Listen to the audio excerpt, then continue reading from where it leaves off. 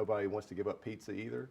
So we have to look at what the doctors are saying is I think that if we're wanting less medications and a better quality of life, what the patients are wanting, we might have to look and connect to the dots of pain, inflammation, metabolic health. So we all focus on abdominal fat, but I don't think we put a huge focus on what we call visceral fat. Usually this is where organs are getting surrounded by different types of fat accumulation, or we can age at a fast rate.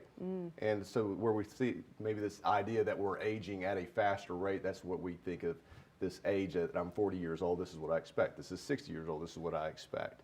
But actually, if you actually turn the corner on this and you go backwards, you can actually start to age at a normal rate. And that's where people are talking about this, maybe we're going to reverse age, we're going to do biohacking. All this stuff is to actually age at a normal rate. It is measuring weight, but it's also, in a second, you'll see them grab the handles and it's doing a full body analysis.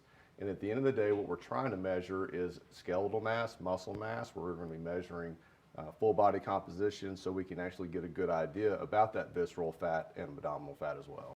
We hear a lot about peptides, GLP-1 medications. So what exactly are those? What are those treatments and how can they help? These are new tools that you're seeing to see people use more on the health meter of things versus on the sick meter of things. The GLP-1s, we're going to see these things as maybe a thing that's patients describe as it helps me forget to eat.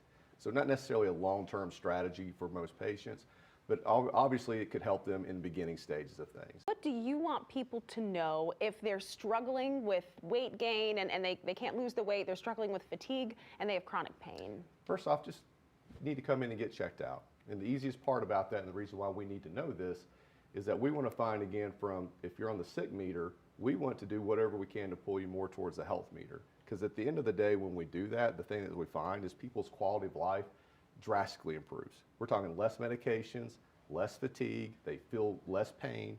And at the end of the day, when we start talking about being on the health meter, it sets us up for success of avoiding a lot of chronic pain issues, such as neuropathy, and or a lot of things that people think of these chronic illnesses as just getting over.